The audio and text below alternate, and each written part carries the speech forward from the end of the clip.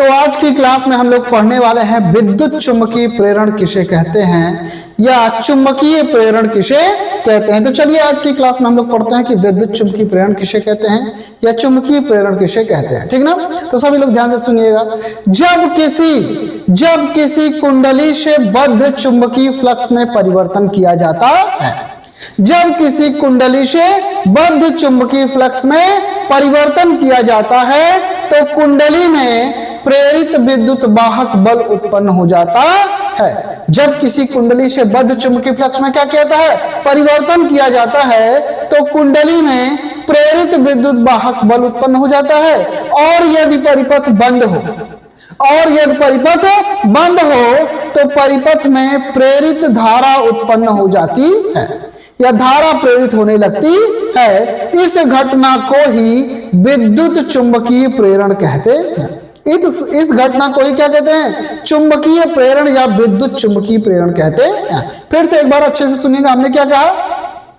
जब किसी कुंडली से बधियरी कुंडली से संबंधित, ये कुंडली आपके सामने एक है, अगर इससे संबंधित चुंबकीय फ्लक्स में क्या किया जाता है, परिवर्तन किया जाता है, यानी चुंबकीय बल रेखाओं से, इसमें से कुंडली में से होकर गुजरने वाली चुंबकीय बल रेखाओं की संख्या में अगर परिवर्तन किया जाए, कुंडली में से देखिए अगर बल रेखाएं कैसे गुजर रही हैं, ऐसे ये बल रेखाएं गुजर रही हैं,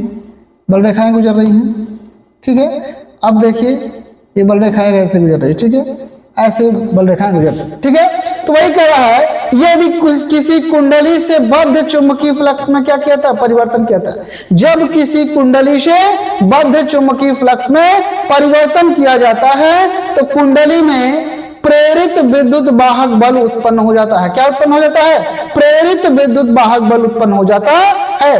और यदि परिपथ बंद हो, और यदि परिपथ क्या हो, बंद हो, तो परिपथ में या कुंडली में प्रेरित धारा उत्पन्न हो जाती है या धारा प्रेरित होने लगती है। इस घटना को ही विद्युत चुंबकीय प्रेरण कहते हैं। इस घटना को ही क्या कहते हैं हम लोग, विद्युत चुंबकीय प्रेरण कहते हैं। अब इस परिपथ से बद्ध चुंबकीय फ्लक्स में परिवर्तन अलग अलग प्रकार से किया जाता है, ठीक ना।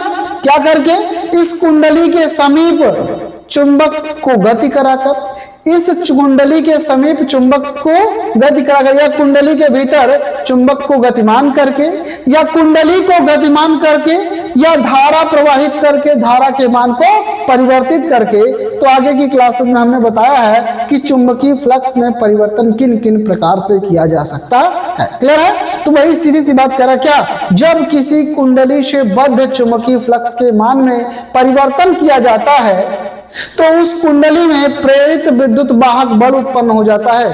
और यदि परिपथ बंद हो तो परिपथ में धारा प्रेरित होने लगती है। इस घटना को ही विद्युत चुंबकीय प्रेरण कहते हैं या चुंबकीय प्रेरण कहते